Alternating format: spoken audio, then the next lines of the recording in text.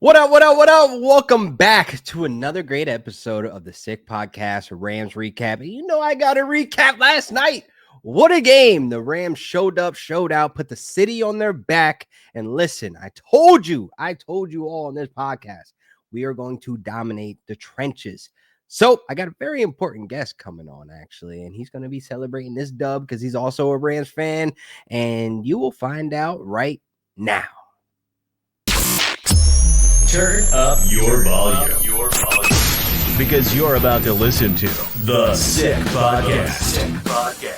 Rams Recap with LaQuan Jones. They rush forward. Burrow to throw for it. He's hit. He's hit. He's sacked. He throws it away. He flings it away on fourth down. Aaron Donald got there, and you can build that man's statue out SoFi Stadium right now. The greatest of all time on defense. Does it in the biggest moment of Super Bowl 56. The sickest Los Angeles Rams podcast. It's gonna be sick. You know the vibes. The vibes are high, man. LA needed this win bad with the fires going on. We're trying to bring the spirits up. We're hoping for a better week now that the winds have calmed down. Shout out to the heroes, the first responders out there getting the job done. But LA Rams playoff win against those Vikings. We're going to recap the game, but I got to bring my boy in, Jorge Martin. Orale. Hey, shout out number 99. We need that statue. We need that statue built out front of SoFi. Yeah. We need that.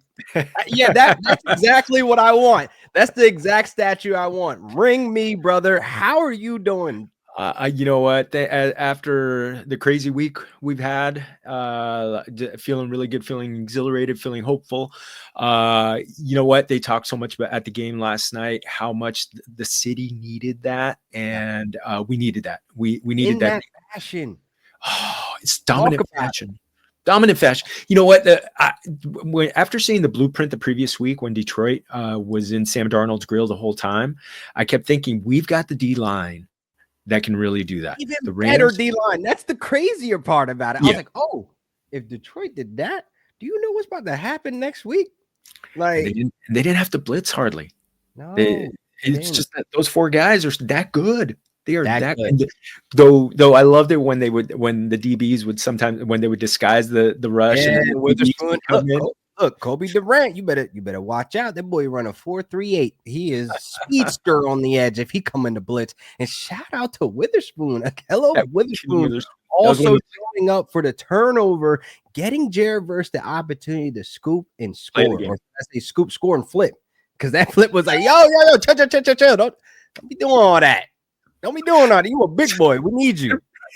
We got a few more of those games to do. Do that after winning the Super Bowl, like after the final gun has gone off. But just spectacular. I mean, 9 sacks. I mean, those guys were it tied the NFL history, Jorge. It tied for the most sacks in a playoff game. And look, I was looking at the records had gone through like wild card 7 sacks. I was like, yeah, we could tie the most playoff wild card sacks, but then we got 8, and then I'm thinking like, we might be able to break this record or tie it. And I'm not mad at tying it, but I'm like, yo, this is the best I've seen the trenches, Jorge.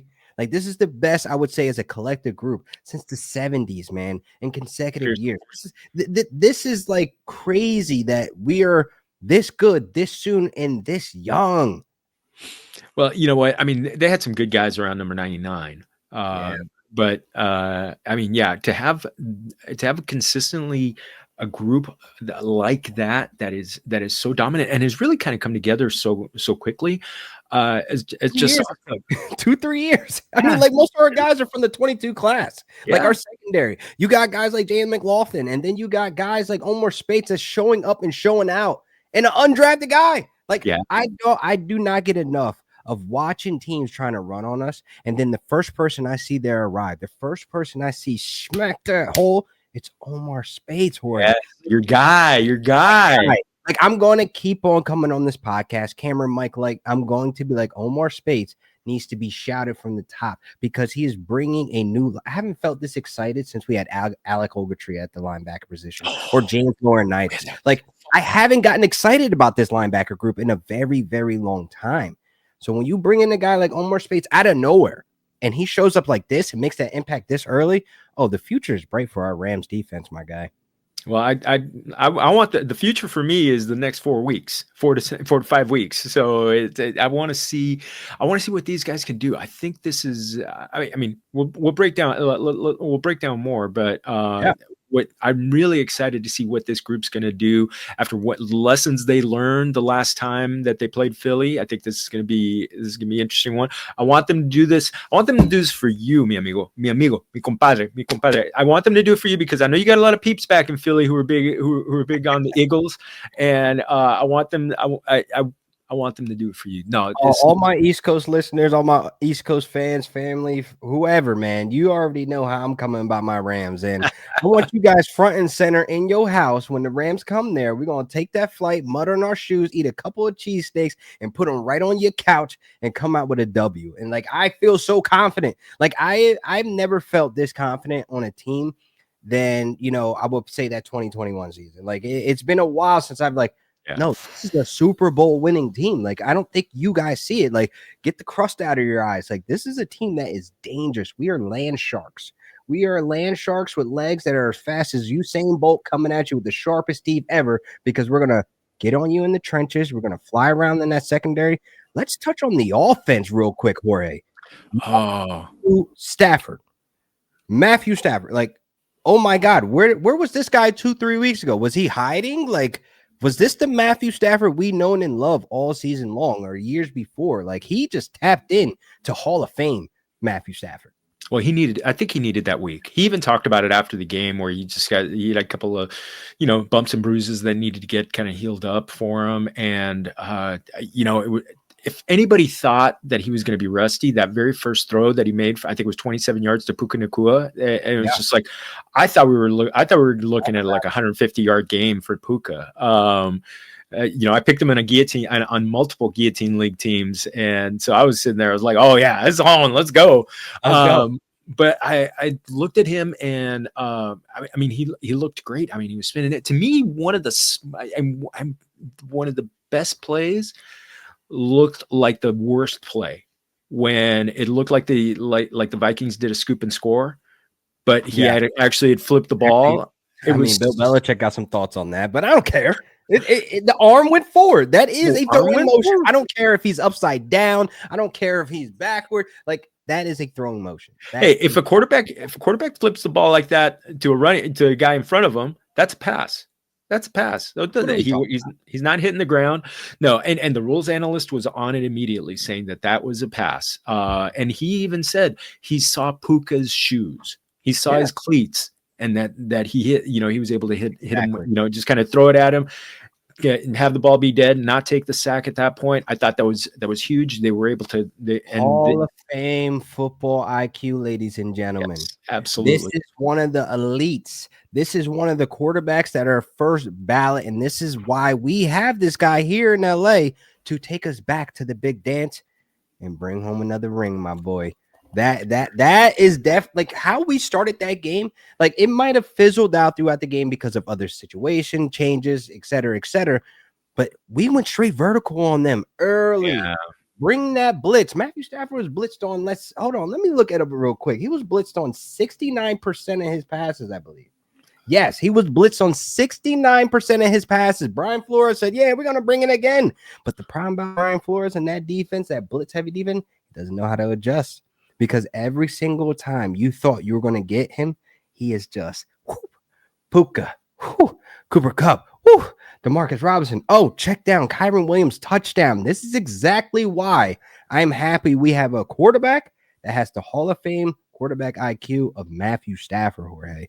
Oh, absolutely. I think so much. And you know what? You talked about the blitz, how Brian Flores, but you know what? He has been consistently throughout his career one of the best quarterbacks against the blitz. Yeah. So it's just like it's candy to a baby right there. Yeah, just go ahead. Oh, he's probably like, oh yeah, come on. Send six guys. Send six guys. Bring yourself, Brian Flores. Get off the sideline and run at me, and I'm going to score.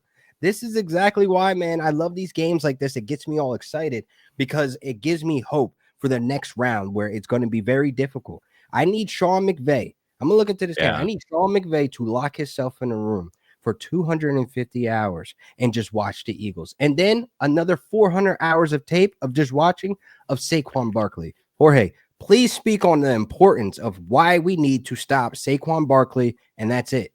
He's the engine of their offense right now. I mean, Jalen Hurts, he had the concussion. He missed a game for a concussion, then missed another game because they didn't have anything to play for. But he looked somewhat rusty. He is their engine. And unfortunately, we saw that when he went for 255 yards on the Rams earlier in the season. Crazy as it was, that was right before that was the last time I came on, was before the Philly game. So we're gonna get a different. We're changing things up. We're getting a little bit different. You know what? It's gonna be big. If our guys in the trenches going up, that's gonna be the most fun battle, because that's considered one of the best offensive lines. The Rams, if they're not considered one of the best defensive lines, they're at the very least considered probably the best young defensive line. Yeah. And it's gonna be those dogs. It's gonna be power against power, and it's gonna be best against the best. So I think it's who wins up there. And if they can keep Saquon under 100 yards, I think they've got a good shot, because also it's number 23 on the other side. I think he's going to be very important, because they've got a good run defense. But the Rams have that offensive line that could break through even, because the defensive line for the Vikings, one of the best against the runs, a top 5 against the run, and the Rams were able to open holes for Kyren Williams. If they can do that again, control the clock a little bit, take the crowd out of it, it's going to be different. Tom Candiotti, former Major League pitcher, told me how Philly crowds are among the roughest out there. And if the running game, if they could get some good long drives going, takes their fans out of it. I think they're going to win I think they can win a rock war with these guys. Something like a 21-17 kind of game. I love this. And you spoke about it. We need to stop Saquon Barkley. And I think, honestly, looking at this game plan, like Big Wit, Andrew Whitworth, you follow me. Look, Los Angeles ran social. You follow me. I'm going to probably instill a game plan that I think will win this game.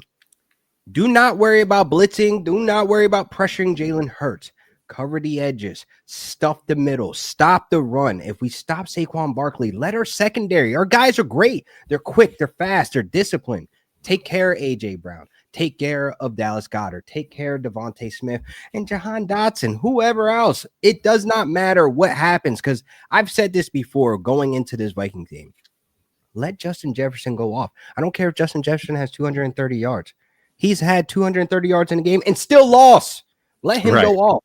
The issue is covering the main component of role players. Jordan Addison, he was getting a little hot, but we stuffed him out. TJ Hawkinson, he looked good. He made a couple plays, but we kept him to a minimum. That's how we win games. This should not be a game of where we're getting a ton of pressure. I don't want to see it. I want guys stuffing the middle. I want guys playing disciplined football, covering the edges, boxing Jalen Hurts and Saquon Barkley in. That is the game plan to victory. I don't care about anything else. I don't care if Jalen Hurts goes with only 18% of pressure on his dropbacks. Great. Make Jalen Hurts throw the ball. Do not let him run. Do not let Saquon Barkley run. Don't let Barkley get involved in the passing game either. Our linebackers, they're flying coast to coast. Christian Rosewood, Omar Speights, they are flying coast to coast, making plays in the passing game as well. Omar Speights almost had an interception. That's all I'm going to say. And if you keep playing around with this defensive line, I'm telling you now, Kobe Turner, Braden Fisk, the unlimited motor, the conductor, they're going to handle the middle of the field, and they will handle Jalen Hurts if he tries to get cute and try to run up the middle as well. And that's the thing. I think they've got, with the linebackers and the speed on the defensive line, they could kind of box in Jalen Hurts a little bit on Sunday. And that, I think, is going to be very key to keep him from getting out and running. I don't have the stat here, but I remember seeing recently that he was among the league leaders in getting sacked. So let's get, so I know he tries to, kind of like lengthen the play, make things, get in their grill, and the DBs just hold off AJ Brown and Devonta Smith just a little bit, and maybe let, Jared Verse, Brandon Fisk, all our boys, let them to get home. I got the blueprint of how to get in AJ Brown's head. You take their weapons, you go get the book that he's reading. You take some of the notes in this book, you get in his head and just start saying passages and on the field. When you get in his head and like, yeah, that does not work for you. Like inner excellence. This is the book he was reading on the sideline, and I have it right here by Jim Murphy, a great book. I just want us to get in his head. He's already frustrated. He's already like squirrel brained, like, oh my God. Da, da, da. Get in his head. Make it personal. I don't care. Talk dirty out there. I don't care. Get in his head. Take him out of the equation. That's one less headache to worry about. Like, Jorge, how I see this game going, honestly, offensively for us, I want us to ground and pound run the ball. And I say that because if you look at the back half of the season, the Eagles, they haven't been stopping the run as much as they've been doing it earlier in the season. They're a middle of a pack. If you look at since week 14, you look at how they've been stopping the run, it hasn't been a great job. Over 115 yards per game. I'll take that for Kyron because therefore we control the clock. We keep them off the field. We can even get Kyron involved in the pass game like you saw last night. Yes. This is the keys to victory. Please, I can't plead anymore like Jorge. Like, I just want the Rams to do things on schedule. Now, I'm going to transition to some of my frustrations of yesterday's game. Talk to me. I want to know if you agree. McVay does this thing where he starts off vertical. You saw how he started with Puka, Tyler Higbee, and like you look at some of these situations, like great, we're staying vertical. I want Sean McVay to delete the screen on on third down. On third down, I don't want to see any screens. That one play where we basically wasted our second down with a screen on 2nd and 16, I'm like, why? Go vertical. That we're beating them vertical. Go down the seam. Hit Higbee again. At least it'll be like 3rd and 6. Then you run the screen because we have the wide receivers in Puka and Cooper Kupp that are great to get beyond the sticks when they're stopped short of the sticks. These are yak guys. We have the yak monsters. Let's utilize them properly. Like just delete the screen on early downs. Like I don't want to see it. I just delete the screen on 3rd and 16, 3rd and long. Like it does not work for me. Like I just need us to stay vertical. We have the guys. Do you agree with my take or not? No, I mean, amigo, I totally agree with you on that. Especially, I mean, it's. I would rather instead of a screen, I would rather take like a 5-yard shot at Cooper Kupp. He only saw one target last night. It was a 29-yarder. So I going next, buddy. Yeah, we can't see that. I mean, I want to see. I liked seeing Puka get nine targets. I think he's good enough to beat even the very good defensive secondary that they have. But I think they only can cut those guys loose if they really get Kyron Williams going. Yes, and run the ball. Yeah, it's going to be best against the best at that point. That's going to be the Rams O line against the Eagles D line, and it's just we're banged up right now. Mm-hmm. Yes, that's right. Sure. That's right. Good call. Good memory on that one. Absolutely. Round and pound. I want Kyron at least have 23 carries this game. Yes. That's it. That's our remember that weird stat that Todd Gurley have every time he touches the ball 20 plus times, we win. Like, can we get back to that? Like, can we get meshed back together to understand the game plan, at least for this week, to knock them dirty birds off, put them on the grill, and put some hot sauce on it and enjoy it? We need to get the Eagles out of the way with the proper game plan, Jorge, man. And absolutely. I want to talk about Cooper Kupp. I hate to end this on a bad note, but I'm curious of what your opinion is. What's going on with Coop, man? What's going on? Well, the thing is, at the beginning of the season, he was getting 10 targets until he got hurt. And I just wonder if he's not 100%. That to me is my biggest concern, that he's not, he's gutting it out. He's still blocking, still making a difference on the field. But I just wonder if he's not 100%, even with the week off. So I'm hopeful. But like some of those plays that went to Tyler Higbee last night in the first quarter, where he hit his receptions prop in just the first quarter, that those were Cooper Kupp specials. I thought the same, but I wasn't sure. Like, I was just like, wait, why does this look like a Cooper Kupp down the seam? 100%. Those were the intermediate routes that are like gold in 2021. So, so that's why I'm just kind of like, I'd love to see him get back there, because they're going to need him this week, because this is definitely, I know Minnesota is fantastic. Everybody's good in the playoffs. I do think Philly is a step up in weight class for them. And so he's going to be needed. He's going to be needed run blocking because, like you said, get him more than I like that Kyren Williams got 16 carries last game. I want to see him 20 plus, like you said. I totally agree with that. Establish the run early. Go vertical. Keep going vertical. Establish the run in the same motion. And honestly, I think we have the guys to utilize their maximum abilities. And I say that with DeMarcus Robinson, Red Zone Robinson, I like to call him. We need more of him. We need more of him to be the sneaky X factor. And I think he makes a ton of clutch plays, and he's also one of the biggest threats in the red zone. So we need to utilize him more. We need to even get Tutu to play as a decoy to run the 9. And then I guess we hit him on 1 or 2 of those. Like, I'm okay with our guys as a whole, as a collective, but let's utilize them a little bit more dangerous. Let's try to get these guys in the right position to take out a team like the Eagles, who are coming in like, oh, we got the Rams. Oh, yeah. All right. Yeah, we'll smack them around. We did it last time. Okay, cool. Watch this. Now, hopefully, we go in with the same energy we went in with the Vikings. And I think fueled that was Dan Campbell. And hopefully Dan Campbell was watching last night, because there is opportunity for him to still come through on his word saying, see you in 2 weeks. Yeah, you can see the Vikings in 2 weeks when the Commanders knock you off. You guys will be on the same couch watching the Rams in the Super Bowl, baby. So I'm all for the energy, Jorge. So maybe the Rams see Dan Campbell in 2 weeks. So that I wouldn't mind seeing that. I would not mind seeing that. I think it'll be more painful and poetic. They get knocked off by Jaden Daniels, a rookie, out of the nowhere, because he is one of the most dangerous quarterbacks. We saw it. We've seen it 5 games now where it comes to the very end. Like, this is the type of quarterback he is. He's unpredictable, and I think the Lions are coming in. They need a slice of humble pie. The pie ain't going to come from us, and I think it's going to come from the Commanders. Oh, would that not just be just so delicious to reward the city if the Rams win and then the Commanders pull off the upset, get the conference championship at SoFi Stadium, help the city heal? Oh, that would just be that.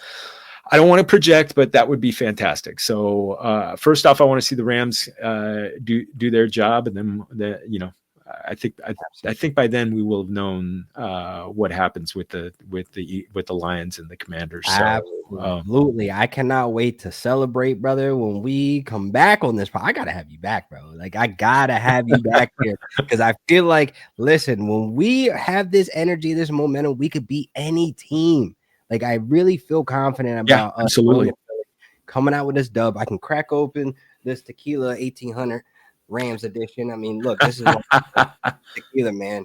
This is my go-to. This is my baby right here. And when I saw that they had the Rams edition, it's like, oh, yeah, I want us. I gotta buy that. Buy that. I mean, look, hey, tequila. This ain't an ad or sponsor or plug, but hey, come pay your boy, man. I love it. I love it. Yet it's not a sponsor yet. Not yet. We're going to put it in the universe, and they're going to come through with that bag and say, hey, here's a case of 1800 Rams edition. Oh, mi amigo. Oh, mi amigo. I always have such a good time with you. Oh, mi amigo. Absolutely, brother, man. Look, we got to get together, man. We got to go get some food, man, get some drinks, catch up, man, definitely. But, I definitely want to take this time and say, thank you for coming on the pod. And absolutely, I know that the fires are affecting a lot of us. I mean, honestly, you told me, offline that, your brother was dealing with some of the fire and it was affected directly. Oh, yeah. Mi amigo, my brother Juan Martin, living in Altadena, he and his roommate Nicole, they lost their home. And their whole block just got torched. So, like so many people, I know I have former colleagues who lost homes in these fires, and it's just a real thing. And I'm going to be putting up on Twitter a GoFundMe for my brother and his roommate Nicole, so to help them kind of recover from that. And I just look, if you guys can give, that'd be great. If you can share it, that'd be great. Just anybody familiar, it would be so appreciated. So many people have asked how they could help, and they've asked for me, and I'm like, look, we're fine. We're in a safe zone. Just send rain. And I kept telling people, but no, for my brother, a talented artist, he was able to get his paintings that he had created out, and so I'm hoping that we can help him recover. That's good, man. That's good that he was able to get those, man, to have at least a piece, Yes. left, and absolutely, man. Definitely when you share that on Twitter, please, make sure you send it to me so we can share, donate, and listen to people that are watching and listening. If anything helps, thoughts and prayers are appreciated, but this is the time that, we need to help folks, right now and even for the future. It may be hard to recover from this tragedy. So, Martin, Jorge, like, come on, man. You got to let people know where they could find your work and what you got going next. Yeah, at Jorge Martin 17 on Twitter. You see a lot of my work on fantasylife.com. That I work there exclusively. You know what? Also check out the Guillotine League content. And also if you can play in a guillotine. Right now you could set up a 14 14. I set up 2 in one of my home leagues, and our chat was flying like it was like the playoffs, and it was just such a blast. So go guillotine leagues. Oh man, I got chopped in one last night by our mutual friend Kendall Valenzuela. I was trying to catch. She was done. I was trying to catch her, and she got me by 3 points. So I got chopped. Oh, that's the worst. Oh, I know. So I get to send Lamar Jackson to somebody at that point. But no, those are a blast. Those are an absolute blast. We're gonna have a lot of next season. Yeah, we're going to have a lot of great content on the NFL draft coming up, but definitely a lot of stuff all the way through the Super Bowl. So yeah, fantasylife.com. Keep checking it out. And guillotines.com for guillotines and championships. So, amigo, I so appreciate it. I can't wait to hug you next. And it's always a blast. Yes, absolutely. Yes. Celebrate. And I need a shot of that tequila with you. So as a celebration. You ain't got to ask. I'm going to give it to you. Oh, man. All right, that wraps up another great episode of the Sick Podcast Rams Recap. You see the face, you know the case. Is your boy LQ, Mr. Real Deal Fantasy. Make sure you follow me on all social media platforms. Until next time. And that's a wrap. Hope you don't miss us too much until next time. Follow the Sick Podcast Rams Recap with LaQuan Jones on YouTube, Instagram, Facebook, Google Play, and Apple Podcasts.